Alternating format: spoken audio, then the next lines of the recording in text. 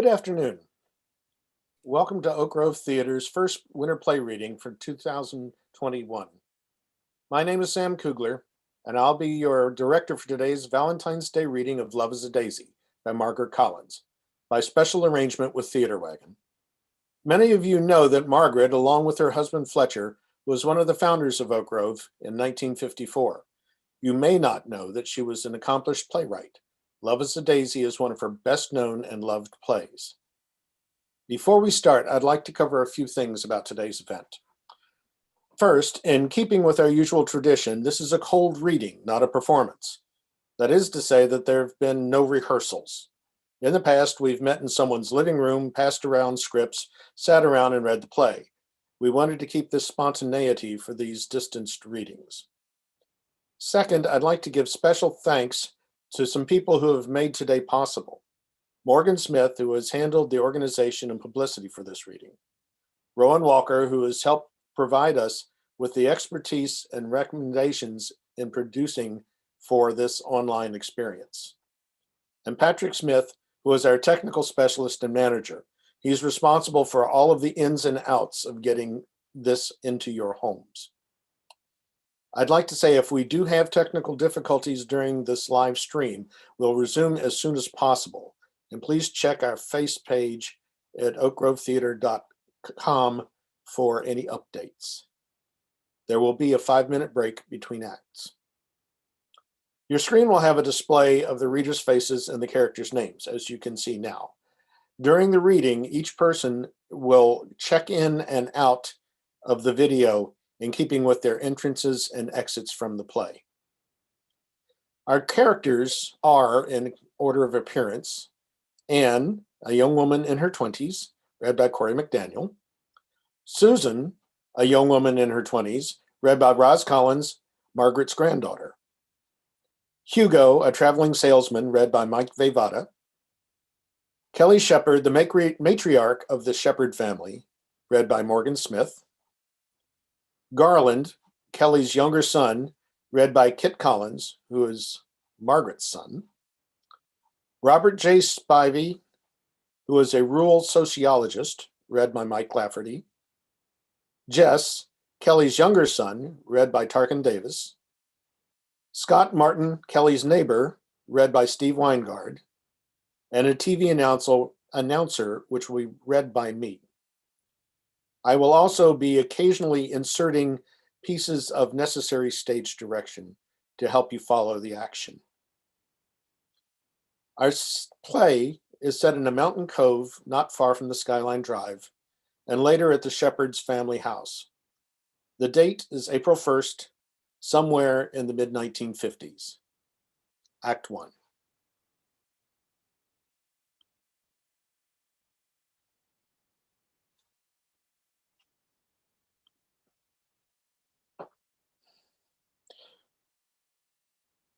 We interrupt this program for a late news bulletin. One of America's brightest young stars is missing. Barbara Logan is overdue at a Long Island airport. Miss Logan left St. Louis this afternoon by private plane. Severe thunderstorms have been reported in the Appalachians, and it is feared that the plane may have crashed.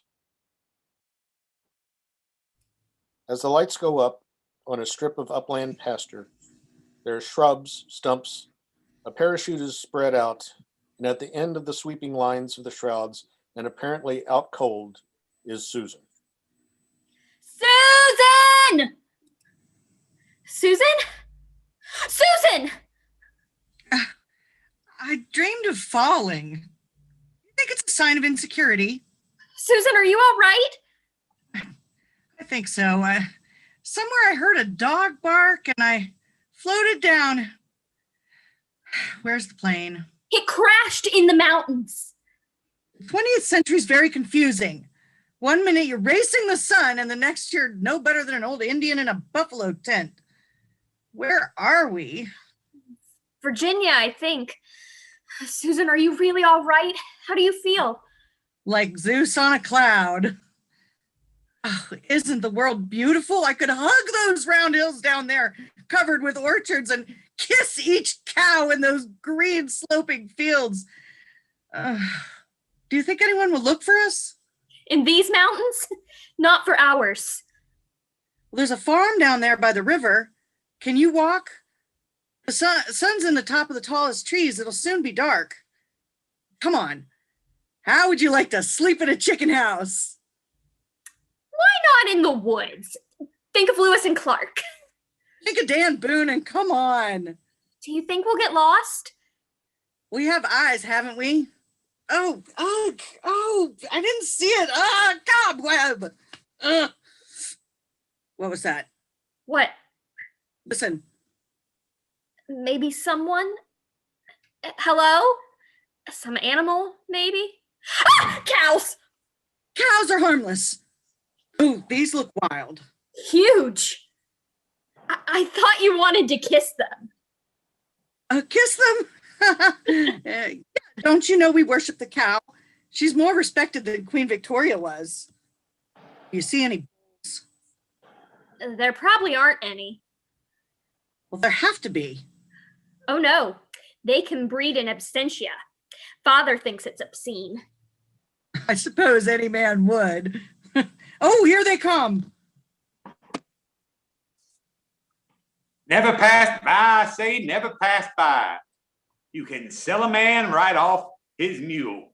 Make schoolgirls late to school, daffy with new ribbons and combs in their hair, and their books lost by the side of the road. Never passed by, I say, till the old woman sets down her bucket of slops and off for her purse, and the pigs not fed. Pretty, ain't it? Why, I've got poems here about houses and hollyhocks. Oh, babies and gardens and the mothers. Pictures of sunsets and rainbows. Houses with hollyhocks. And look at this now, an original oil painting. I've seen an artist myself there in the store window, and it's no more 10 minutes. She's painted that lake with them Indian tents right out of their head. Beautiful, ain't it? It's incredible. That's what it is, ma'am.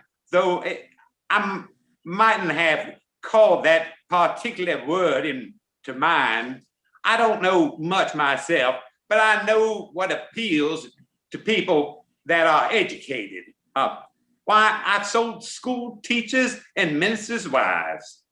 Where is the nearest road? Nearest road? Reckon it's a Skyline Drive, but it's closed. Closed. From the storm, trees down and all. My folks lives down a ways on the other side, over towards Luray. Is there someplace we could telephone? Lady that drives one of them fancy highways in the sky, loneliest damn uninhabited road since scenery by the mile, and not a nickel in none of it. But when they began putting that road through, my pap had planned on building a roadhouse up there, but Park Service won't give up no permission. Says they want scenery. Is there a path? Scenery. City folks is crazy for scenery. We'd have to have a dance hall up there, jukebox, place all lit up, and cars thick as flies on a pudding, like at them cabins. Did you say there's a path? Well, yonder ways, a bit overgrown. Mind that house down there. Near the river? That's where it comes out. Clever, ain't they? Like I said to the last lady, they clean, I says, them flowers won't fade nor drop on the table. This bowl and a candlestick set goes with them. No, thank you. We don't. Oh, $1 for this little house with the hollyhocks. But this head here, I say is a bit finer and well worth the extra dollar. We haven't any money. You see, our plane crashed, and we... Sorry, ma'am. It don't pay to give credit. Yes, first house y'all come to is Kelly Shepherd's. I tell you, Kelly Shepard's a workhorse, but she can't do it all. Bluegrass music comes on low. Shrubs upstage are removed to reveal Kelly Shepard sitting on a simple cot with an Afghan spread. Got two sons, don't mount to nothing. Jess and Garland remove the shrubs, revealing a beat-up old pie safe. They move in Yes. a table, chairs, and a small TV. Yes, he's the one that took off for Pittsburgh. Says he's an artiste. I tell you, there's some folks too mean to better themselves or too ignorant. So that'll lay a corpse someday in a house no more fitting than what their granddaddies had. That's a fact. Nothing but old-timey stuff. Few sticks of furniture that made of themselves. Like I say, Kelly Shepard can't do it all. Spraying her orchards, killing her hogs. Old man dead, Garland home from the university, doing nothing but sit there all day gawking at that television. Not for me, no man. Well, I'm a-going to a Florida. Get me a boat that sleeps 6 or 8 and take people fishing. $10 an hour with me at the wheel and a client, and now again giving me a nip of his bottle. Well, pleased to meet you. Mind you, ladies, don't get lost. Good luck. The Good Samaritan. Don't you know what appeals to people that's educated? It's the common man. Come on. Never pass by, I say. Never pass by.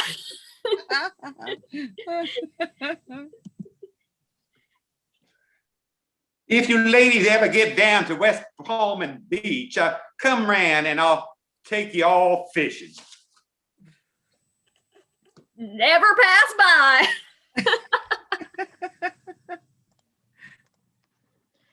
You kill a chicken, save me the wing. You think I'm working, I ain't doing a thing. 'Cause it's nobody's business, nobody's business, nobody's business if I do.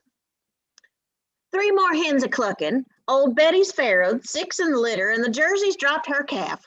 We've overrun with propagating and procreating, and 2 more days yet till full of the moon. Did you get the mail? Anything from Jess? No, except for what's in the paper. If you ain't a catbird sitting there and saying nothing and just wrote up in the paper. It's no credit to him. Well, what is it? What's he done? Last night at the William Penn Hotel, a young man from the hills mowed down the band, knocked 10 gentlemen flat, and was taking the ladies 2 at a time when... If you ain't a mess, now read me the truth. If you want the truth, you shouldn't look for it in the paper. Well, read what it says then here. J. Douglas Stewart, Pittsburgh's businessman, awards annual art fellowship to Hall Shepherd, Virginia farm boy. That ain't all, is it? They've got Jess down as no more than a cocklebur in the cow's tail of it. I reckon Mr. Stewart's proud to help Jess. Proud of a cheap way to buy advertising.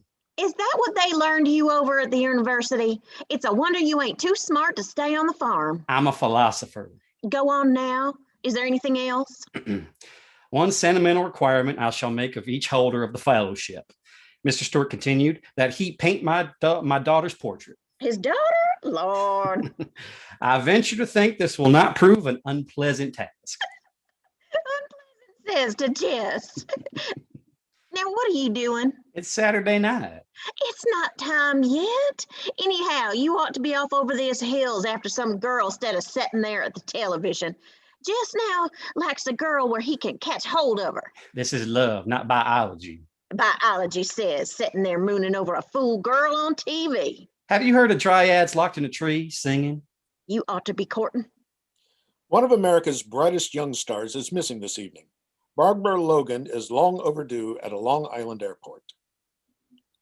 Miss Logan left St. Louis this afternoon by private plane. Severe thunderstorms have been reported in the Appalachians, and it is feared the plane has crashed. Lord, the poor thing may be killed. At the UN today, Israeli ambassador. Good evening. Now, who's that? Well, come in the house. I regret to intrude on strangers, but indeed we are all interdependent, aren't we not? Law, Garland, here's a man from the government. Indeed, You can write down that I'm a Democrat without plumbing, 5 sons, 3 cows, a good pair of mules, my daddy living, my husband dead, 300 acres, Episcopalian, mumps, measles, 8th grade schooling. It's my automobile. What? My automobile. What about it? I grease it regularly, change the oil. Is there anyone here who could repair it? Thomas' car's broke down. Here I was going on like the devil whipping his wife. 5 sons, I says, 3 cows, and him standing there with his car broke down. Come in here, darling. The name is Spivey, Robert J. Spivey. I'm Miss Shepherd, and this here's my son Garland.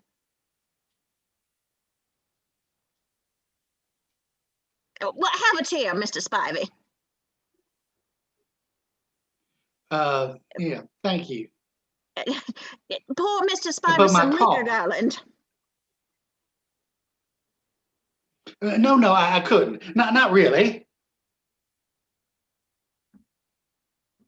Well, thank you. My car. Pure corn. Hate to see a man die of rotten liquor. Good heavens. I was late leaving Charlottesville. A colleague failed to keep an appointment. Very well. He's a clever man, but should he be chairman of the department? Here I am. I work under great pressure. Indeed, sometimes I feel I shall break. I expected a modicum of encouragement. I had planned this field trip for a month. You see, I'm a busy man. I waited until 6 o'clock. I was infuriated. My head was seething. Somehow I cannot imagine I am a man of regular habits. Perhaps duress explains it. I drove off without my briefcase. Not your briefcase. Yes, I had to return to town, and now my car. Is it missing? No, it's all there so far as I know. Kick over it all. Kick? Well, no. Garland thinks you're driving a mule. As a matter of fact, I have never driven a mule. The Spiveys have never been farmers. And what is your diagnosis about the car? Well, I should say that is, I know nothing of car's anatomy, but I estimate that the motor has failed. A modern man, born to machines, a denizen of elevators, habitual of bathtubs. Well, if you don't mind, I'm rather anxious about the car. That is, could we? Here, Spivey, let me fill her up. No, really. There's something wrong with the liquor? No, nothing. But if you don't mind, I'm rather anxious about the automobile. Be with you in a minute. I beg your pardon? But do you know the time? You know, my dad always kept his jug in a hole in the ceiling, right over the kitchen table it was. And every meal he passed it around to us kids. Said wasn't no woman that he didn't chew or take stuff. Oh, he was a daddy, all right. He had 12 of us. There was 8 boys and 4 girls. What time is it? If you don't go standing up. Law, Mr. Spivey, it's 5 till 9. 8:55? I should be precisely now. May I use your phone? Lord, Mr. Spivey, I don't have no phone. No phone? I don't waste no money on no phone, no way. I aim to talk to people. Garland there has his TV, but like my daddy says, people is one thing, machines is another. Don't mess with machines unless... Jess! I declare, Jess Shepherd, you best get your hair cut or pay taxes one.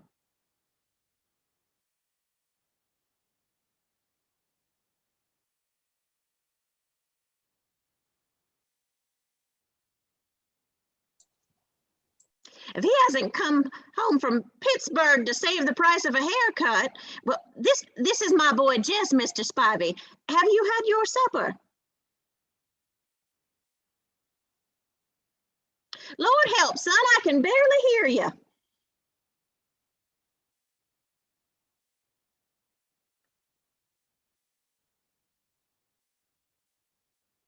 Lord, what's wrong with the girl? I can't hear you, boy.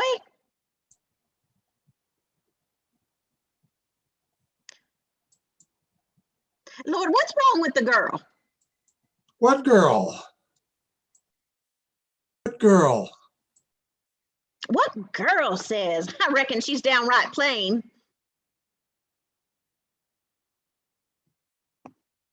Listen to him.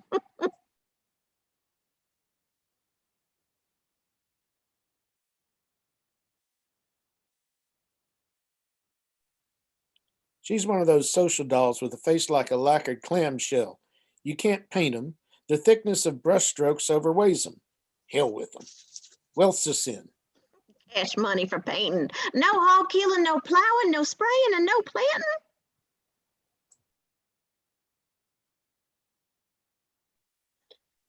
He can keep his cash. Where's Garland? Is there in there at the television worrying himself to death over that Barbara Logan? Drag him out. Hush, that poor thing may be killed. Killed? Haven't you heard they's looking for her playing everywhere? Don't nobody know what's become of her. Lord, the pretty young thing never knowed fear nor hunger and never had her hair uncurled. Oh, Kelly! Now who's that? Evening, Scott. Evening. Well, Jess, I see you got here all right. Just like you say in your telegram. And I brought you one right here. I figured there's no hurry, no matter of life or death. Sure, it's from Jess. According to the telegram, you was to arrive at 9, so I come on out with it to welcome you home. Come by train, you could have been here this morning. You know why he come on the bus. Looks to me like the train's worth an extra $1. Scott, this is Mr. Spivey. Mr. Spivey, meet Scott Martin. Scott's our agent over at the railroad. Evening. Help yourself to some liquor, Scott. Don't mind if I do. Now, understand, I don't mean to talk none against a competitor, but them buses are slow. Meaning no criticism. Trains is dirty. Woman, they got fine commodes where you got a privy. Now, buses, I they agree don't. with you, Mr. Martin, that for the protracted journey, the train is preferable, What'd I tell you? in my unbiased opinion. Listen to that. Unbiased opinion. That man's got learning, ain't he? If you don't mind, I've had a strenuous day and I'm nearly exhausted. Could we? Evening. May I speak to Mrs. Shepherd? Who is it? Oh, Lord help. Is it Full Road?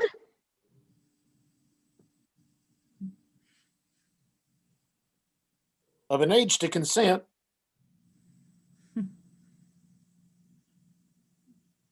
Brace yourself. For a man to think he's impervious.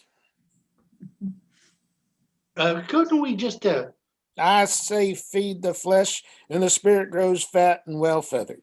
Starve it and the sad bony soul grows cynical. Hogwash. couldn't we just Listen at me a going on. Come in here, come in the house.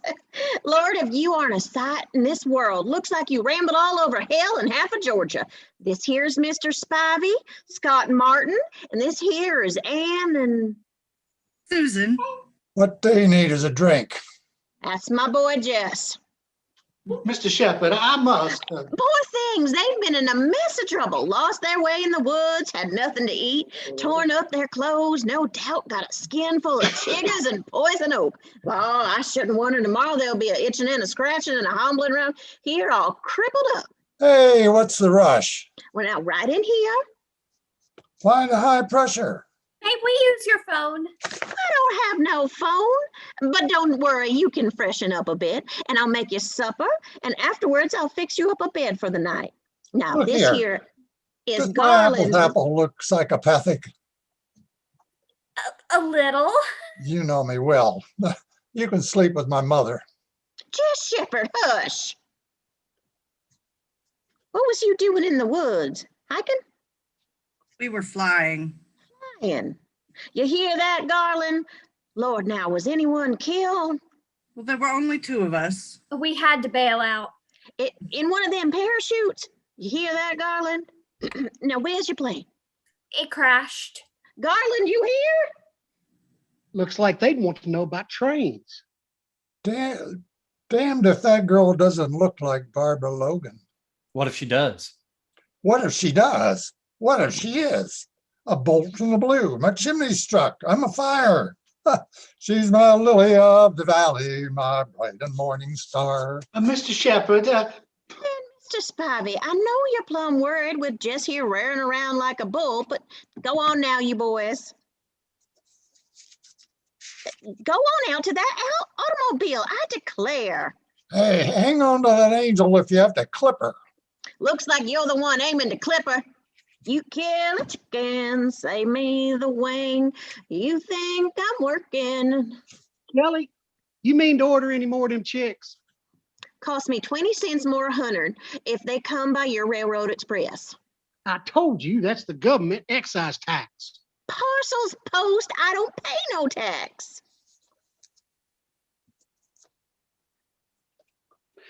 I can't figure it out. I just can't figure it out. Railroad's money is your orchards out there. John's money he made at railroad. And you stand there, Kelly, telling me you mean to order them chicks by partial post. I swear Huffman over there at the post office, he's going to plumb overgrow his britches. Have a drink, why don't you, Scott? Now sit right down. Over to the station, I got a whole books of schedules. Nothing in them at all, only schedules. Reckon anyone had a mind to go there, I could sell them a ticket all the way to Los Angeles. On that pumpkin vine. Got a train out here first thing in the morning, 4:06 a.m. every morning, but Sunday. Sunday? Well, tomorrow's Sunday. Sure enough, that's what it is, Sunday. If they was to wait till Monday, we could do some visiting. Monday? That's right. Send you folks a telegram. I got some paper here and a pen, and the office is closed, you might say, but I can stop in there for the evening yet. Reckon you'll stay the night? If it's convenient. If it's convenient, or I wouldn't have asked you. But mind you look out for Jess. Since he was knee-high, he's been reaching for a skirt. Says you're his morning star. He does. Says I'm a fire, a bolt from the blue. He does. Yes, and you whip him good. Lord, he's a mess. Do you know what he done? Garland and me raring around here all winter working ourselves to death, and Jess up there in Pittsburgh. Pittsburgh? Painting women as naked as jaybirds. Painting? Of course, he doesn't paint as good as a photograph, but he paints right smart. Jess is an artist. Garland don't care for women. No? Just sits there at the television mooning over that Barbara Logan. Barbara Logan, the folk singer? Lord, he'd walk in from the fields to listen to that fool girl. Can't hardly eat nor sleep. I declare I worry over him. You know, it ain't right for a man to be... Well, it ain't natural. Maybe you girls is here, he'll take an interest. It ain't natural to do like he does. It's like he's sparking a ghost. Maybe he is, being the poor child is missing. She is? What happened? Haven't you heard? She was flying off in one of those little planes, and there was a storm in the mountains, and her plane... These words will cost you extra. How much is extra, Scott? 48 cents. I declare that seems mighty high. Telegrams is extravagant. Now, Kelly. Will you send it collect? Collect? I reckon I'll be getting along. No need to rush off. Now, the old lady be pitching a fit. She had the rest of them teeth out. No, she told the dentist she don't want him to pull none till the signs, because the signs is wrong. Her blood's is in her head. She'd best wait till them signs is in her feet. Pleased to meet you, ladies. If you's to stay over till Monday, I'll be proud to sell you them tickets. But good night. Her back. Did you see how she looked at me? She thinks she knows who you are. She knows she knows. Did you see her face? You're the ghost of Barbara Logan. No wonder Garland stared when you walked into his room. I have never been so stared at in my life. That's because he don't care for women, just sits there mooning over the television. He doesn't look like a farmer. He probably butchers hogs. Don't you know he was raring around here all winter, working himself to death while Jess was up there in Pittsburgh painting women as naked as jaybirds? He paints right smart. You don't suppose he's the one. What one? Anyhow, I wasn't naked as a jaybird, and his name wasn't Jess. What are you talking about? Father's artist. Didn't you know he buys them and brings them home as if a man were a pair of skis or a dog? They're supposed to paint my portrait. Father has a whole room full of me, once a year since I was 2. Isn't that gruesome? This time I left Father a note. No more portraits or no more daughter. Well, don't you know it's dangerous to run from fate? The faster you run, the sooner you're caught. You'll probably marry an artist. You marry him. Oh, no. If it's love, I'm not having any. What's love? Kiss me quick. I'm off to the wars. There's a customer waiting to buy a new Ford, so off with your clothes, my dear. I have a plane to fly, engine to drive, case to try, man to fire. So quickly, my dear, into bed and I'll write you. Love from Chicago. I just be a hen. You kill a chicken, save me the head. You think I'm working, I'm laying up in bed. Lucky it's moon bright for them boys out there. Looks like they're picking that car to its bare bones. Can't see nothing out there but them orchards. Are they in bloom? Or is it the moon that makes them so white? Apple trees are a mess of trouble, full of worms. Ain't you best not trifle none in the April moon, unless you mean it.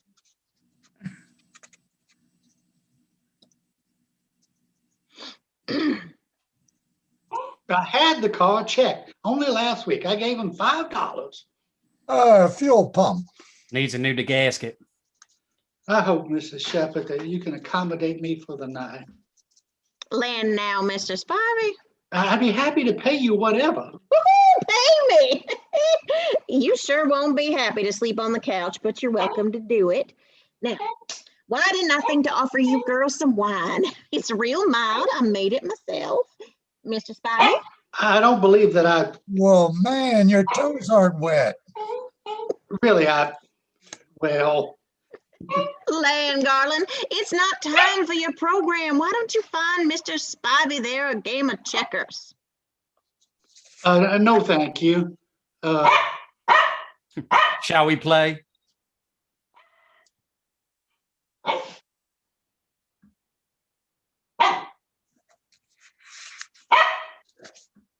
Look, Jess, I'm- you ought to tell, Hey, am I at a loss for words? Jess, you ought to tell Ann here how Mr. Stewart, Stuart, J.D. Stewart, reckon you heard of him. do you know him? He's an old man, Angel. Forget him. What if he has got money? I love you. I'm threadbare but clean. Mind you, I won't say it was right of Jess, but Jess is the sort of say that he thinks no matter what, if a man wears his collar buttons, hand they was pouring it on. They was a pitching it. Old man Stewart, Mr. Stewart, I should say, with his tail in an uproar, prancing and the swearing all over his highfalutin office, and Jess here, none of your style, he says. I'd like soon as paint clamshells. Clamshells. Your daughter says only chick your child he's got, your daughter says, is a filly.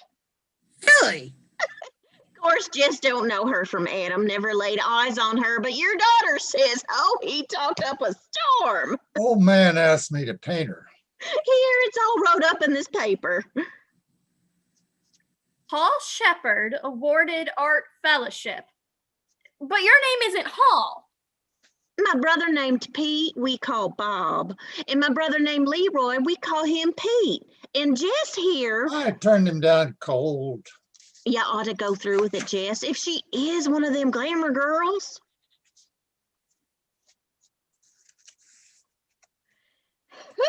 I better go up and make that couch. It's getting too hot round here. I'd like to paint you. Would you? Suppose my father's a tycoon, like Mr. Stewart. I don't care if he's elk, mongoose, or octogenarian. You've got bones in your face. If my eyes were bright as The stars. snow and the moonlight. All right, as Your mouth's a love song. Your breasts. let's just say I've been compared to a summer's day, but my father has money, like Mr. Stewart. I'm a man of principles. Prejudices, even. Pure bigotry, in fact. I'd swear you are beautiful. Sheer ignorance. I swear I'll make love to you. Rank superstition. Your play, Susan. But if I do that, you will. But then you would. What can I do? I believe in free will. You could douse the lights and make a break for it. Shall we play again? At my heart, you are my darling. At my door, you're welcome in. At my gate. TV's like a pig in a parlor. It crowds you. Pigs in the parlor? That is, if I'm not to sleep on the couch. I said television. Aha. What's your favorite program? I'm a poet. I like commercials. Seriously? Seriously, Mr. Spivey, Garland's just crazy over Barbara Logan. Says he's in love. In love? Gutted with passion. Good heavens. No vines grow on my charred facade. My shelves unfurnished with vegetables. You're a farmer, aren't you? Are you a sociologist? We can't pigeonhole people, can we? Now, as a matter of the rural audience, wouldn't you say that Barbara Logan is too sophisticated for you? Too sophisticated for it. Well, for a farmer. I'd say she's subversive. Subversive? As termites. My flooring's eaten away. I'm sick. Do you write fan letters? By the dozen. You do. And throw them away. If you love her, say so. How? Can I say she's fair, and twice so fair as Annie may be? That she hangs upon the cheek of night like a rich jewel in a Ethiop's ear? Our age is laconic, serenading taboo. Our metaphors for propaganda, not for love. Lord, must you make love in metaphors? A woman wants facts and figures. When did you first know you loved me? What day? And how often each hour do you think of me? Be simple. Love is ornate. Be sincere, no purple. Love is Baroque. Be specific. Love's ambiguous. Avoid cliches. Love is the greatest cliche of all. Are you really in love with Barbara Logan? Furiously. If you met her? God forbid. I don't want to meet her. No? What would I do? Embrace my love through a window? Chase her in taxi cabs? Love's unattainable. In the interest of accuracy, I should think. I have no interest in accuracy. Good heaven. Have you? As a matter of fact, I am interested almost exclusively, shall we say, in love. Love, my dear Spivey. Women. I don't care in the least about women. I care about love. You're drunk. It's always hard to explain to a layman. It's a specialist. I'm a specialist on virginity and related fields. I am making a survey. What talents men have for abstraction. Has this Barbara a mind of her own? Wild as a duck. That's orthodox for an alter ego. But if you're making a woman, don't make her clever. She'll cavil on the ninth part of a hair. Give her a small brain and she'll do. My love has a gentle wit. Her wit's like a game in an alley. At least she's honest. No woman is honest. No woman is perfect, and yet one dreams of perfection. So you love a bunch of amorphous bones. I'll borrow the rose and leave the briars. A woman's finite. She can put on file, indexed, licensed to drive, weighed, measured, age, sex, color. There's no metamorphosis. Fortunately, art protects me. I landscape the women I meet. Landscape them, do you? Follow the natural contours. If I were your Barbara, You can't be. why not? Your eyes are brown. What's wrong with brown? Nothing. But could I prefer it to gray, or green, or blue, or hazel? A woman's eyes should be green in April, gray in December. Lyric by moonlight, rowdy at dawn, brown is brown. You see, there's no choice. Poor man. So you think love should be perfect. Shall I prove you wrong? You might try. In perfect love, is one satisfied? Obviously, Being satisfied, he wants nothing more. no. Is he sated then? You might say so. Being sated, he no longer feels pleasure. Possibly not. Can one love without pleasure? No. Then perfect love is not love, and love is... We interrupt this program to bring you the latest bulletin on Barbara Logan, missing since noon when she left St. Louis by private plane. What are you doing? News is a habit. It's dangerous. What is this? A wreckage of a plane spotted in the mountains of Virginia, northwest of Charlottesville. The man says Charlottesville. I should have known. Do you think you're psychic, or is it her horoscope? Taurus and Mars in conjunction. She was on her way to New York They all are. from St. Louis. You tempt me. If I said I were this Barbara, I wouldn't believe you. Susan, no? do you think I believe in miracles? Does any man? If he turns and runs, clutching his hat, Figure the odds. on a miracle? On the distance between New York and St. Louis, speed of the plane, population, millions of acres, millions of roads, trees in the wood, rocks in the fields. What are the chances? Chances for a scientist. I knew a girl who missed the bus to Teaneck and went to Peru Why Peru? because that's where he was going. Who? The man she met when the taxi broke down. I suppose she married him. Oh, yes, when they got to Peru.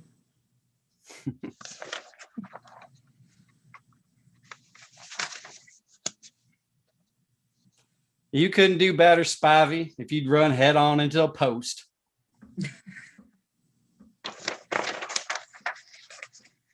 You may not realize how painstakingly from the aggregate we discern social principles, how tediously, in fact, we mass truth. Land, I should have given him supper. Jess, Garland, take Mr. Spivey there and put him on the couch. Reminds me of John being Saturday night and him and then, oh, you best take off his shoes. It's time, it now is 10 o'clock. Each Saturday evening, this time, Sparkle presents one of America's brightest stars, Barbara Logan. Can the girl be here? She's canned. That's progress, isn't it? That's wrong. What's wrong with you? Why didn't you recognize her? Or did you? Oh man, you're sunk flat on the bottom. You'll never come up alive. And curtain act 1.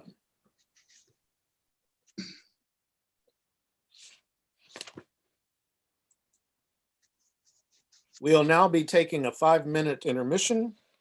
And at that time, we'll pick up with act 2 and finish the play. Thank you very much.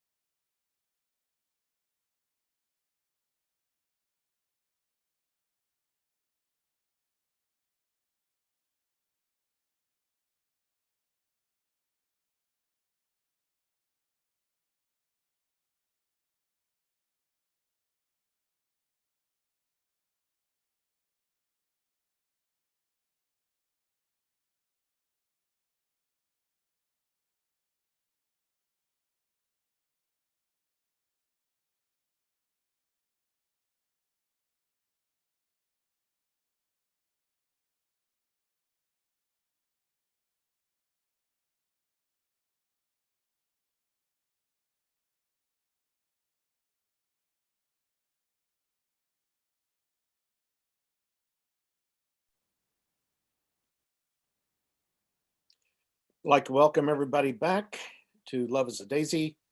This is Act 2. The location is still in Kelly's home. The time is early the next morning on May 1st.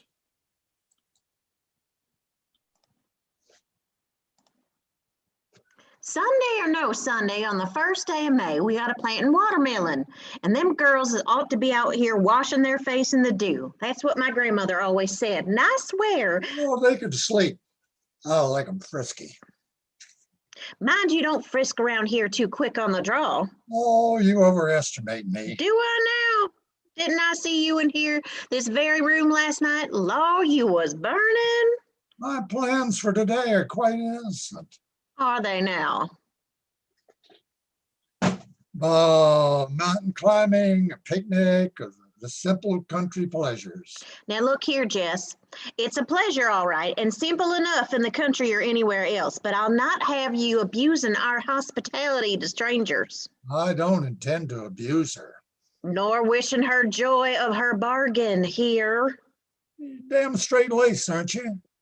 Do you think I'd approve of what's immoral? You needn't to think, Jess Shepherd, you're distracting me. Mountain climbing says picnic. Do you think I don't know what you aim to do with that poor innocent little... Oh, innocent hell. Do you know who Susan is? Well, she's Barbara Logan, that's who. And Garland's beginning to rare, but it scares him. Her falling from the sky right out in his television. Reckon he thought he was safe here in the country. Ain't no man safe. You can leave that girl alone, you hear? Why should I?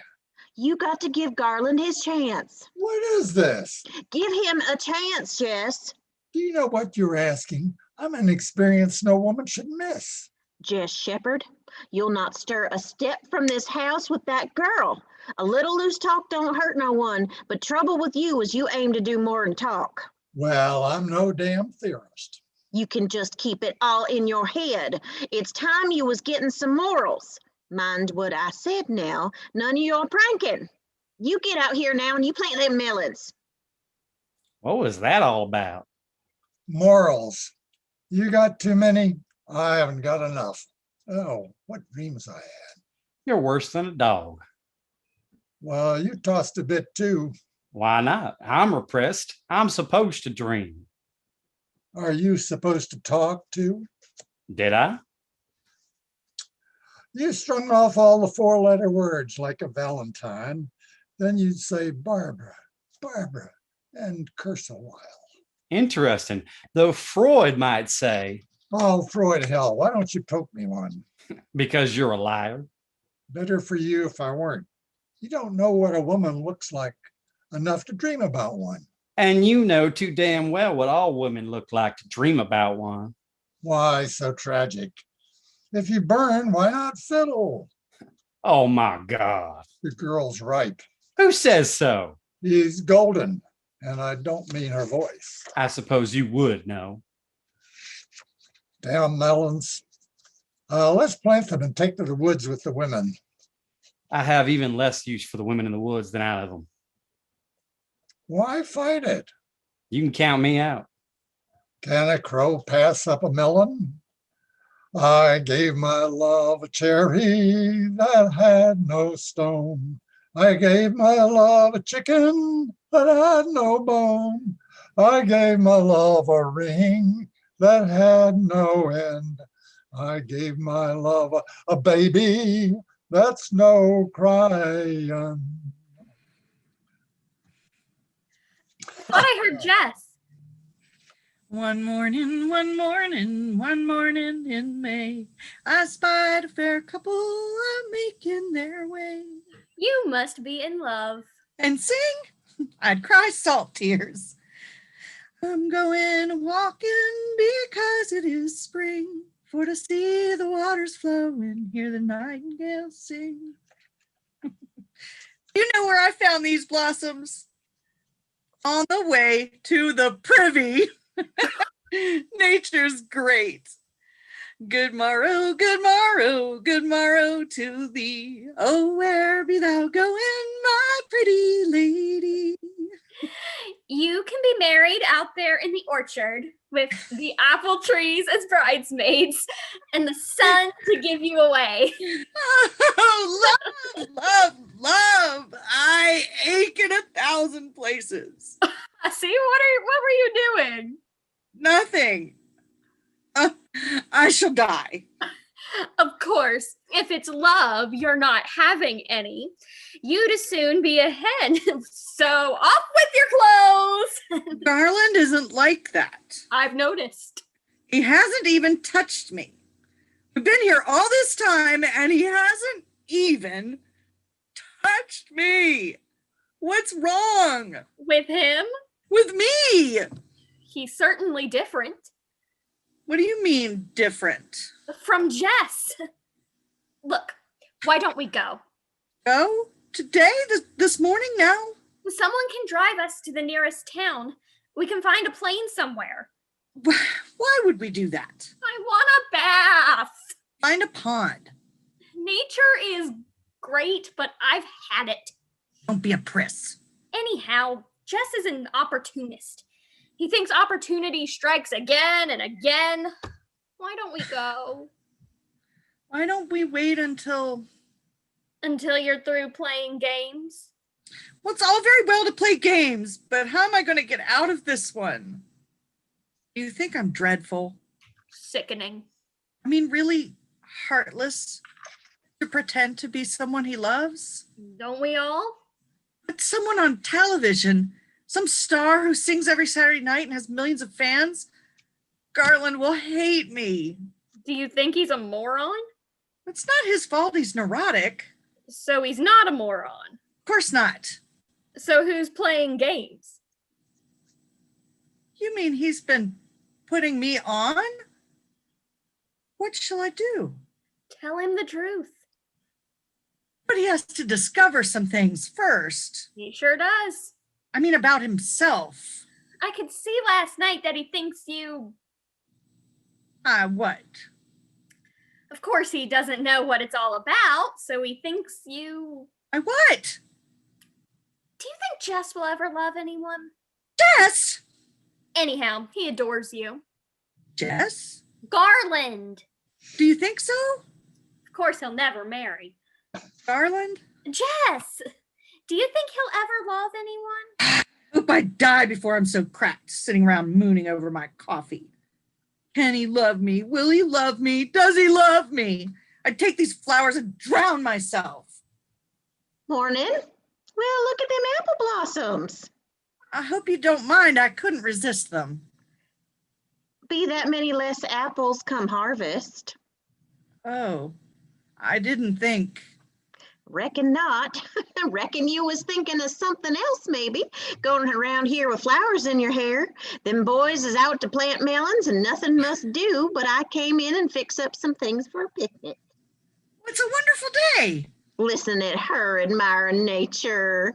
Now you run along now. You'll see a road out there by a smokehouse goes off to the new ground. The smokehouse? Next the cow barn. The smokehouse is where John and me set up housekeeping. Of course, there was no smokehouse then. That's how it is. 1 minute you're courting all innocent like. Next thing I knew, Jess was born. Doctor never did get here in time. Being it was my first time, he was thinking there was no hurry. He stopped to go rabbit hunting. Time the doctor came, says, Miss Shepherd, you're fine. You don't need a thing in this world but Brunswick stew. And I brought you the rabbits.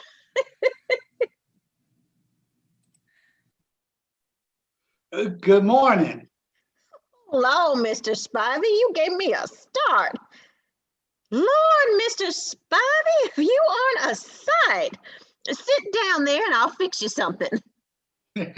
Thank you. I do feel rather. Of course you do. I declare you put on a show last night, standing there a-posing and a-posturing like a fighting cock, scrambling them big words round so smart. Oh, you was talking up a storm, you was, when you goes down flat on your tail. I'm mortified that I permitted myself to. Oh, you had nothing to do with it. You just passed out like a dad-blamed general you was orating. We'll deceive you, says. You'll be percolating. On down you goes. Please. I As to the boys, it reminds me of John to see him a-laying there with his shoes on. Saturdays, it seemed John couldn't get by on less than a quart, but he's always get home. He'd come in that door there a-looking so bright, and he'd go straight onto that couch and he'd fold right up. First time he done it, I was like to have a fit. Him in his old overalls and boots a-laying there in the parlor. But I got me an old spread, and every Saturday night, whenever he'd leave, I'd cover the couch. They say that alcohol, that is, one hears of such dreadful things. I'm quite anxious. Shucks, best in the world for what ails you. But when taken to excess, one doesn't know. I don't see very well this morning. It's quite alarming. Here's what'll fix you up, hair of the dog. Used to make it for John Sundays. I declare in no time he'd be chasing me all over the house. Not as I had to be chased very hard. What am I saying? I suppose every profession involves a certain amount of discomfort, particularly science. I should not otherwise be demean myself. No, obviously one must do what is expected. Acquiescence is the social pattern. Disregard the personal cost. The boys is off to plant watermelon. Them switchy-tailed girls is off after them. Good. Now, Mr. Spivey, you don't fool me none. For all you're so polite and full of learning, you would as soon be off with them girls as the next one. I'm not particularly interested in those two young women. Aren't you now? No, they are outside the culture pattern. Listen to the man. That is, I should say that you are a far more significant type. I quite welcome this opportunity of being alone with you for a while. What a mess of talk. That drink sure set you to be running off at the mouth. Seriously, Mrs. Shepherd, I hope to learn a great deal from you. Well, I ain't saying I don't know a thing or two if I had a mind to teach you. I'm sure of it. I shall be most gratified if you will cooperate. I declare you're a caution. Perhaps that is, if you are willing, I should like to try out on my recording machine. I don't see it. It's really quite simple. It is now. Indeed, yes, you'll find it no trick at all. I assure you that with a machine there is less wasted motion. You have no idea how many people will be interested. Indeed, if everything goes well, I shall perhaps send a copy to the Library of Congress.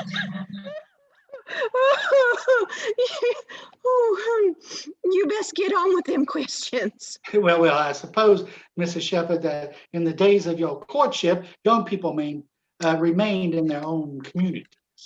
Lord, yes, we had no cars to go roaming round. We had to take to the bushes. The bushes? Do you think we was turtles to lay around in the fields? Nights when the weather was bad, we like to tore down my daddy's old couch. Such a creaking and a squeaking and a jouncing about. The springs was wow with all the Yes. This is a behavior was common in young couples engaged to be married. Lord, there was no talking of marrying or not marrying. Everybody did it. Good heavens, this may be revolutionary. It contradicts the principal tenets of Eubank's work. But even if it proves to be only a cultural island, it gives me a place to at the annual meeting. Yes, perhaps a job with the Morse of Wisconsin. I must keep my head. As Eubanks points out, folk language is often misleading. He suggests reducing such doubtful expressions to the strict scientific terms. Ask the subject. I declare, Mr. Spivey, I told you that drink would set you a prancing around here like a horse out of the stable. You'd best go hunt you some pretty girl to cool down your temperature. Mrs. Shepherd, I have professional interest in you, just as much as, let's say, as a doctor. Oh, never did not like no doctor messing with me. What I should like to know, that is, this is purely scientific, you understand, entirely disinterested. Would you say that intercourse was common before marriage? Look, Mr. Spivey, what's that? Come on, Mrs. Shepherd. You surely must know. Whatever it is, it doesn't sound very pleasant. Good heavens. It's the same as, oh, Never could make a go with them highfalutin words, not here having no learning. I reckon you'll just have to explain it to me in the best ways you can. Simple Good like, heavens. you know? I can't see if I can get the hang of it. Like I told you, I aim to cooperate. well, of course. I reckon you think I'm right stupid. Is it something to do with education? Good heavens. Or public work? Like John had a job before we... It is simply a scientific term. After all, we are born with both mature human beings, and it is a scientific term for, let's say, for what you might say, a certain type of lovemaking. Lord, help my time. Education, I says, public work. And all the time you was just talking about sparking. I don't believe the word sparking is quite accurate for what you're describing. Don't tell me you're through. Even Mr. Spivey's talking about sparking, and he's got a string of words you never heard tell of. Please, Mrs. Shepherd. Oh, it's a good thing Susan come in here. I need someone else to mix up this dressing. I've got to get out to them hens. If they started a hatching, they'll be killing their young. The hens? I thought only the roosters. Law, them old hens don't do it on purpose. They're so stupid they get to stumbling around their nests, trampling them biddies to death. It's plumb aggravating. The females are stupid. The male's jealous. Why marry? Like they say, it's better to marry than burn. Law, they'll burn anyway. Look at John, half blind he was and up in years, and me doing the man's work around here. Lord John, I says to him, I can't be the workhorse and the riding mare both. You interested in hens, Mr. Spivey? No, thank you. You best come out in the air. You can take them eggs and devil them. I packed your picnic basket so you all can run along. As a matter of fact, I'm eager to ask you, but first I should explain that I am making a survey of marriage customs here in the valley, including patterns of courtship. I should like to ask you, please understand, I am not interested in moral judgment. Moral judgments operate within particular cultures. That is, certain types of behavior may be natural to your mother, for example, which would not, shall I say, be natural to me. I'm sure of it. Shall we, that is, this question is rather delicate. Of course. You see, your mother talked with the utmost candor. That is, at first, I was doubtful I understood her correctly. I shouldn't wonder. You see, I understand the common meaning of sparking, but I began to think, indeed, I felt quite certain that just what would you say she meant? Just what did she say?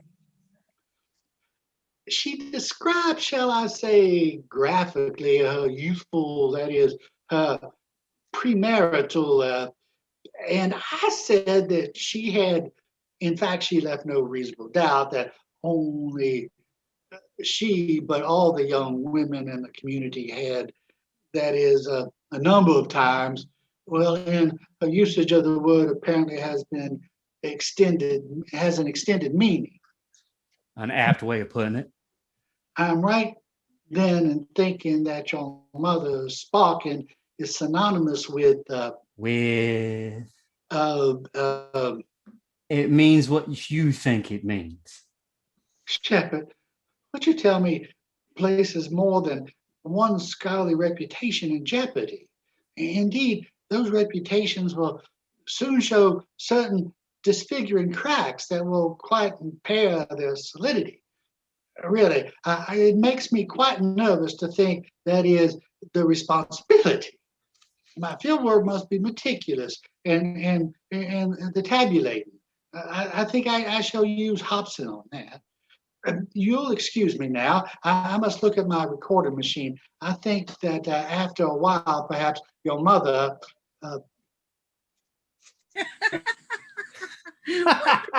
What did you tell him? He answered himself. The poor devil. He can't read the big books of life, so he lives like a worm in the bindings and chews out a word here or there.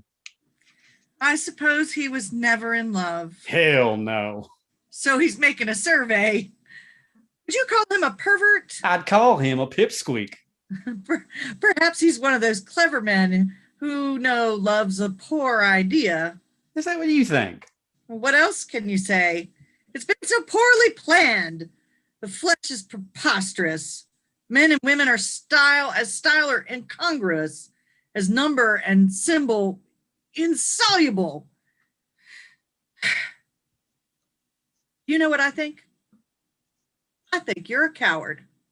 If you intend to reform me, I intend to cure you. How does it feel to come face to face with your Barbara? if you're struggling to destroy my illusions, I'll struggle to keep them intact. I have to, or make love to my own projections. Isn't that how it all begins? Self? Of course. Then why bother? Because we need each other. Sure. So I learned you can make an ass of yourself like Jess, or give it up. But it's not something. It's someone. You think I'm a fool. I am one. I'm staying home. Why shouldn't you? After all, the country's your business. What are violets to you? Judas and flower, dogwood and bloom? Let Anne and Jess go. Anne and Jess? We can't all go and leave you. I can't allow you to stay. Think of the dogwood. There are trees in the park at home. The violets. Violets for sale and push carts. The Judas. Who cares? You can show me the cows. Isn't that enough salt? Salt.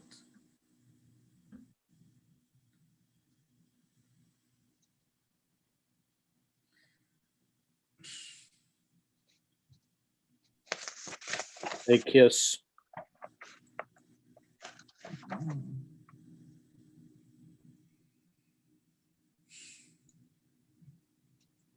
As you say, the flesh is preposterous.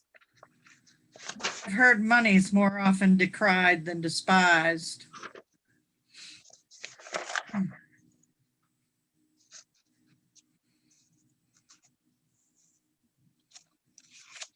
And took the veil. When I was 9 years old, I left school, cut off my hair, and sold newspapers. And took the veil. I had to support my father. A dead-end kid. Yes. And no more than a stone's throw from the carriage trade. I used to watch them go out to Soigné and come home stinko. There was one girl who kept a small black pig on a leash. A pig? With a diamond collar. She took him to cocktail parties. And you're still not a revolutionary? No, but she was. Oh, the hell she was. The whole bit. Denims from Saks, a farm in Vermont. About as much use as a blue ribbon bitch in a dog show. Who liked to romp with the mongrels. Mongrels. Rat-catching practical dogs. Moth-eaten mutts with spotty eyes. Thank God, Angel. You belong to the proletariat. What are you doing? A woman should work. You mean I'm to cook them? You mean allergy? No, psychosis. When I was small, my mother called my father an egg. I hated to eat one. Quit stalling. When I break an egg, I think of my father. These are boiled. So was my father. Those who don't work, don't eat. Perhaps it's not ripe. Ripe? Did you ever shell a green walnut? This one was picked too soon. I thought you knew how to cook. In this apron, you have more class than mass. Looking at you, I believe the old saw about form. All the artist should do is uncover it. Your manner scarcely persuades me. What's wrong with my manner? Well, for one thing, it's too confident. And being too confident, it's either a pose or insensitive. And being a pose, can it be love? And being insensitive, can it be art? I'd like to paint you. Would you? Or is painting a means to, one, flatter me, two, undress me, and three, Look, I'm a country boy. you're a gentleman? Oh, no. Why else did you interrupt me? Damned if I know. In the country, we call a spade and a bull a male cow. Don't trust science, Gil. Get religion. Are you trying to proselyte? Damn right. What's your doctrine? Love conquers all. Well, then come on. Look here. Do you know what you're doing? Oh, lady, you asked for it. Hallelujah. Jess has flamboyant ideas. He fancies himself in league with my radical flesh. Oh, good heavens. All day, he's seen my city besieged. Now he hopes 1,000 devils will pour into my streets, reach the utmost palisade of the brain, and Darling, get off now out there after Jess. Don't let him out of your sight.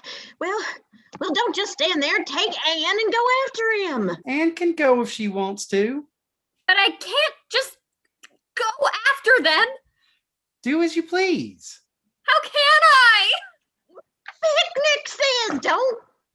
Guess they care if they eat or not. They'll come back here with their eyes popping out. You mean they, oh, good heavens.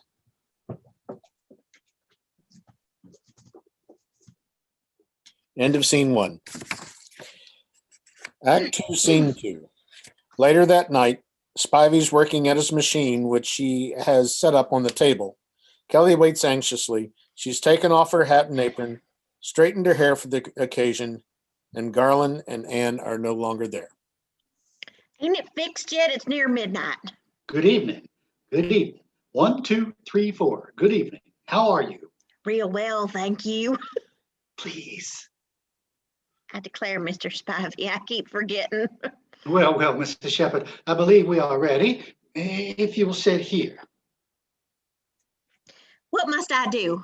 I declare I'm plumb nervous. I'm afraid I won't suit you. We might begin as we did this morning. I understand, Mrs. Shepherd, that in the days of your courtship, young people remained in their own community. Yes, we had no cares to go roaming around. We had to... It ain't natural. Please. Once we've started, be good enough to continue. But who am I talking to? You're talking to me. I ask a question, you answer me. Lynn, Mr. Spivey, you asked me them questions this morning, and you know the answers as well as me. Perhaps if I rephrase my question. Would you say that in those days, the social code was less rigid?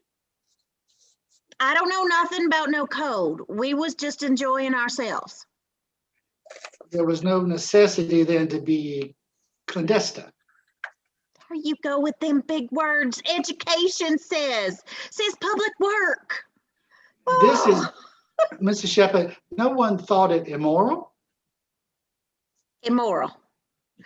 Would I do what was immoral? I or my friends or my kin people, immoral says, as if I didn't intend to. Mr. Spivey, you are a guest in my house and I'll not ask you to leave it. But there's no cause I can see for a man insulting a woman unless he means to make something of it.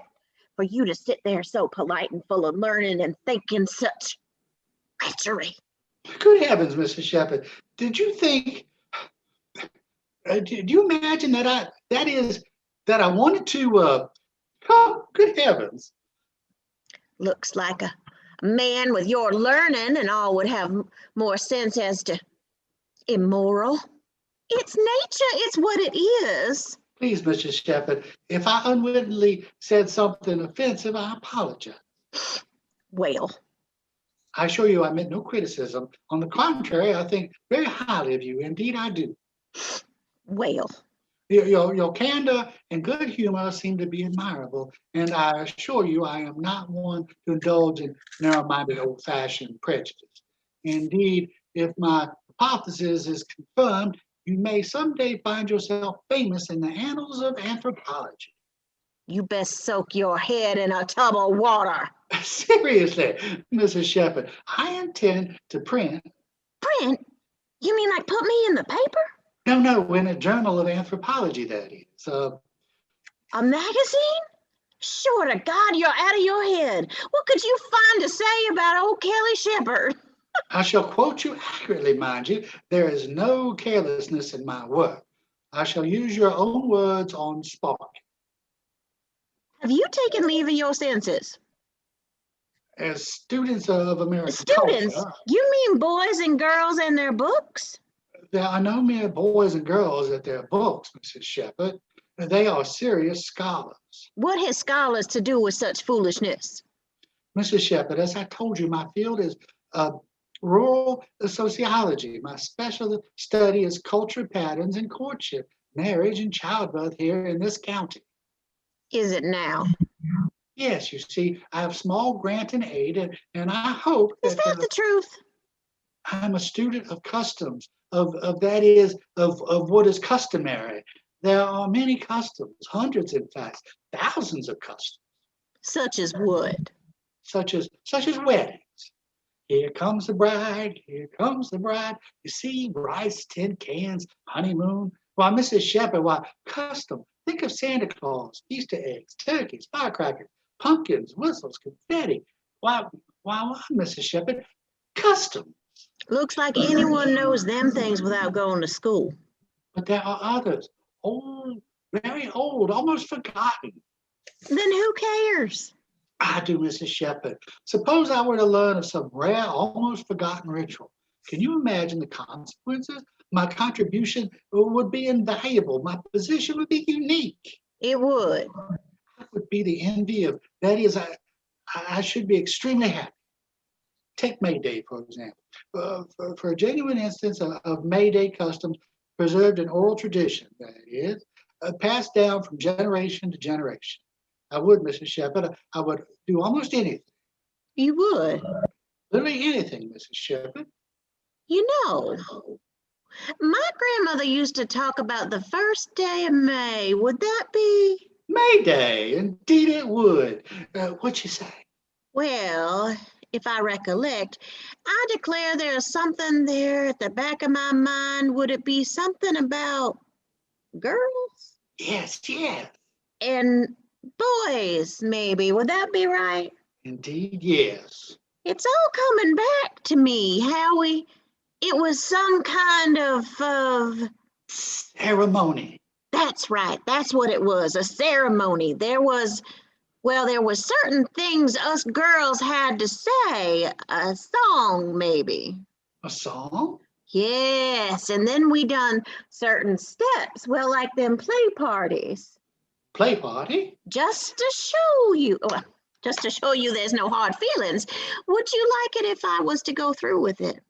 Mrs. Shepherd, it would be stupendous, absolutely stupendous. I reckon if I was to hide you. Hide me? It'd be 7 years bad luck if them girls was to see you. Girls? We've got to have girls. We'll go to their room. Their room?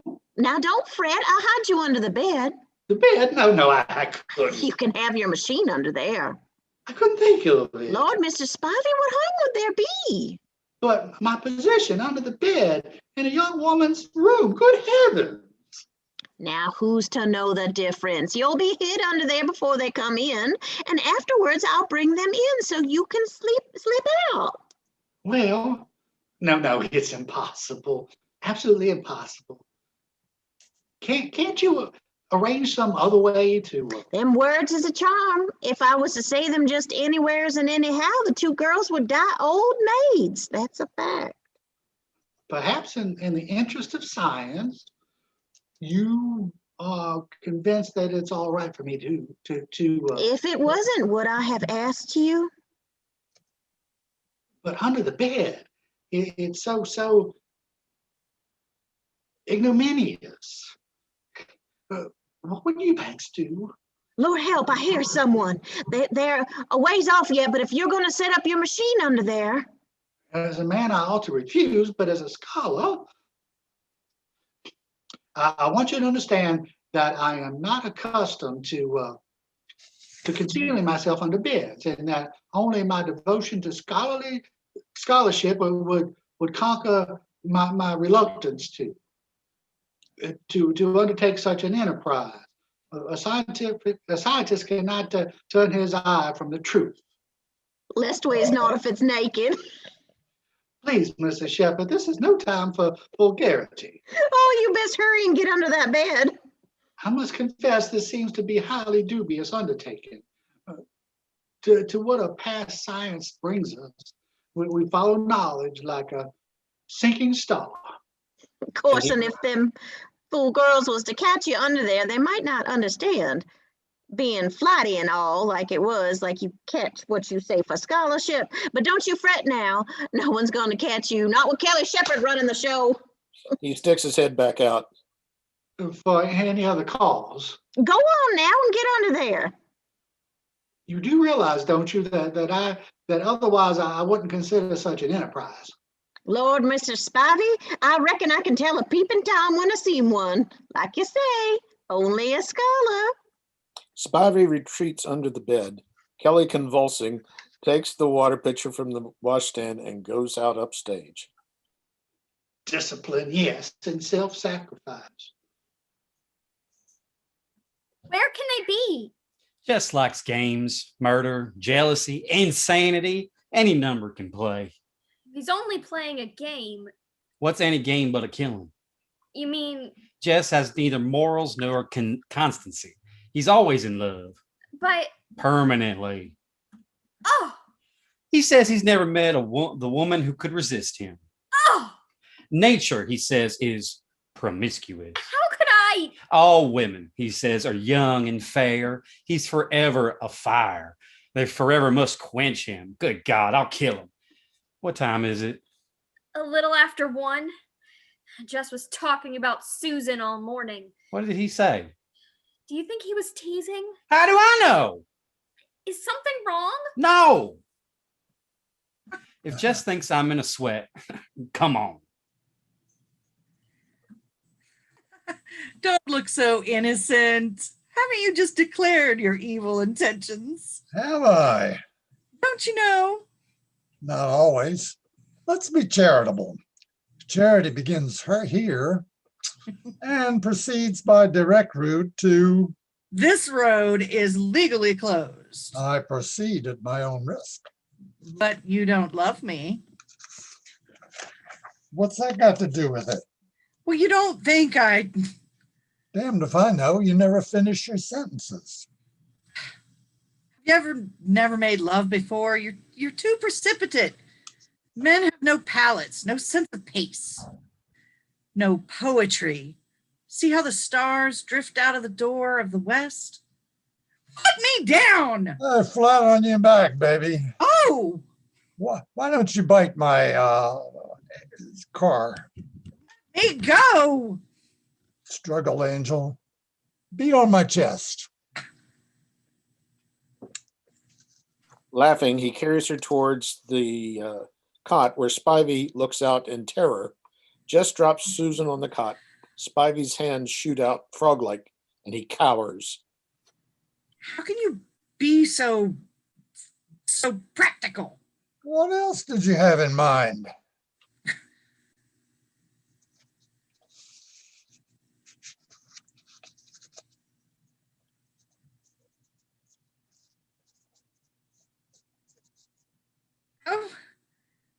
Oh my gosh, did he hurt you? Isn't it wonderful? Wonderful. Oh, you poor dear. What the hell was all that about? My poor dear. Is there a lump? He loves me. Beasts! Both of you! I hate you! Go away! Damn right. And darling, forgive me. Go away! But don't you see? He loves me. How can you think so? Because I'm immodest. I can't be quiet. I want to shout. He loves me. He doesn't love you. He can't. Why? Because he loves me. Has he said so? Of course he said so. This evening? This evening, this morning. He touched my hand when I was pouring the salt. Your hand. Weren't you just now in bed? Darling, are you talking about Jess? Of course I'm talking about Jess. But it's Garland. Garland? Poor Jess, his jaw's nearly broken. What? Garland hit him. Hit him? That's how I know Garland loves me. What shall I do? Tell him the truth. Oh, he'll think I tricked him. Didn't you? Doesn't a woman always? Don't they want us to? They're indignant. Approach us. We're forced to an alibi. We say we love them. Could we have said so at first? Or Jess. Why didn't you tell me? Reckon you'd like a bath. I brought you all some water. I wanted to see Jess. Lord, child, this ain't no hour of the night to be gadding. Get off your things while the water's hot. Thank you. You must be plumb filthy, all that climbing and hiking. Please don't bother. Lord, it's no bother. I'm sure we can manage. You girls ain't used to the likes of this. I aim to help you. Get off your things. I tell you, I had a day here with Mr. Spivey. Him and his machine, poor man was worrying himself to death over a mess of foolishness. He seemed so fevered and all that. And well, you'd as well take off your shoes. Here he was carrying on about custom this and custom that. And I told him my grandmother made a charm for the first day of May. That's today. First day of May says we done steps. Says we made songs. On and on, I talked up a storm. Poor man, I done it to please him, and he taking it so serious. I reckon he'll put it in one of them books. And you know, there ain't a word of truth in none of it. Well, get off your shirt now. What was that? What? You know, it wouldn't surprise me none if Jess was under that bed. Jess? Look at her grab her shirt. Well, I only said it to fret you, but it wouldn't surprise me none. I wish Jess was more refined like Mr. Spivey. There's a gentleman for you. He talks nice. He don't curse none, and he keeps his hands to himself. You don't catch him skulking around under beds, hiding in ladies' chambers, excepting, well, I declare, someone's under that bed.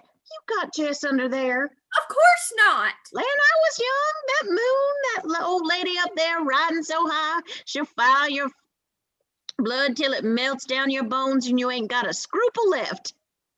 Jess? You near? There's no one. Jess Shepherd, don't you fool me none. You come out there before I grab you out by the ear. But look. No, let him come out himself. Like a man. Jess Shepherd, you ain't no man, you're... Ah! It ain't Jess! Jess! Garland! Jess! Mr. Spivey! I didn't intend that is, you see, Spivey. He runs like a deer. He's took the air like a flying squirrel. Look at them elbows a-thrashing. Look at them heels a-flying. He ought to be tore to pieces under the bed, he was, like a peeping Tom. And these girls ready to bathe? Him and his talk. Him and his delicate manners. Oh, he was dainty, he was. Too nice to be clean. What in the hell's all this? Oh, he's got a tape recorder on here. What? Half run. I had to. I love him. Really? No censorship. Garland? Yes, Garland. What shall I do? Tell me. Tell him. Is love a game? I used to say so, but love's a wild wind blowing up spring. I loved you before I saw you. And now? I'm consumed. I have chills and fevers. Then you're not disillusioned. You said I said flesh was poorer than fantasy. God help me. a woman's finite, She's worlds upon worlds. but there's no metamorphosis. Why should she change? She can be weighed, measured. Who'd add an inch to perfection? Perfection. Poor man. To think love should be perfect. Shall I prove you wrong? Mr. Shepherd, Lord, if it ain't Mr. Spivey again. the machine, it belongs to the university. Man, Mr. Spivey, I don't know what's got into me to do you like that. You was little Cupid himself.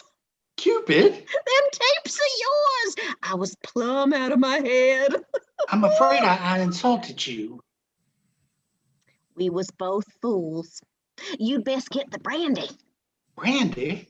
Beach brandy to celebrate. John buried it in the summer afore he died. You see that bank out there with them vines on it? You take a spade from the shed and dig down a piece and you'll find it. Anyone to home? Lord, Scott, you give me a turn. I hollered 2 or 3 times. What in the world you doing here this time of night? Is your wife took sick? I got a message here from Ann. She here. At 2 o'clock in the morning, you come round here with a message. I declare, Scott, you ain't got no good sense. But being you're all here, you'd as well sit down. Ann! Ann, come in here. Well, I talked to him, Talk to who? your daddy. Father? Mr. Martin, he says, this is J.D. Stewart. J.D.? Your daddy? Just you here? Scott, you never.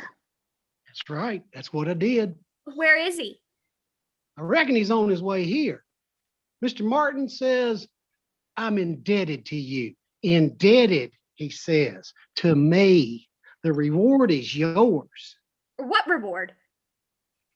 Mr. Stewart, I says, I'm a railroader. I railroaded most of my life, and I aim to railroad what's left of it. So you just as well keep your money. Now, Scott, don't get foolish.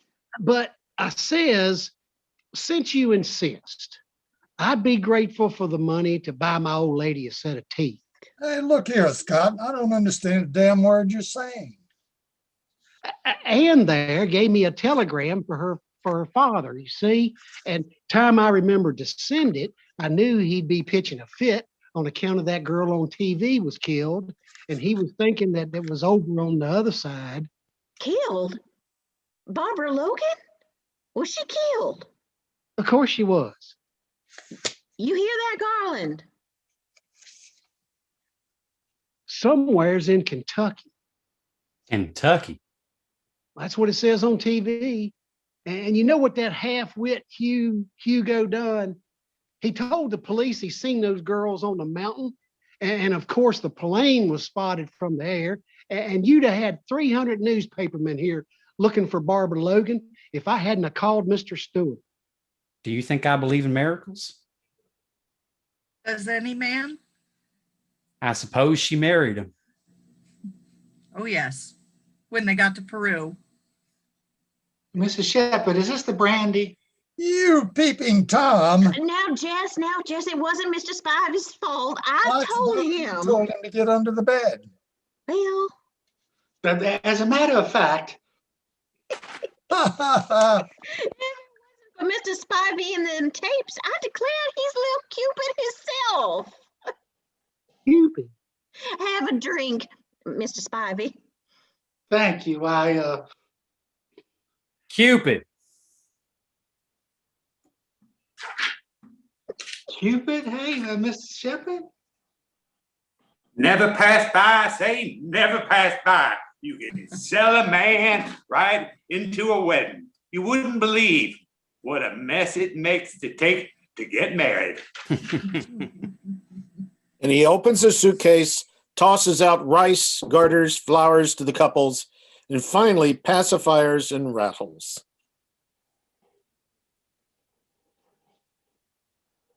All right. So thank you all so very much for joining us for our first play reading of the 2021 Oak Grove season. We hope to have more in the future, so stay tuned in. Now, as some of you may remember, the first play reading is where we announce the season, traditionally anyway. Well, we don't have quite have a season yet, but we wanted to let you know that we've got a great committee, Terry Southerington, Greg Beam, Patrick Smith, and Brett Hull working on it. So it might not be a season like you've seen in the past, but we will definitely have one. So if you haven't already, go online to www.oakgrovetheater.org and sign up for a newsletter, or you can follow us on social media. We are on Facebook, Instagram, and Twitter. Bye, y'all.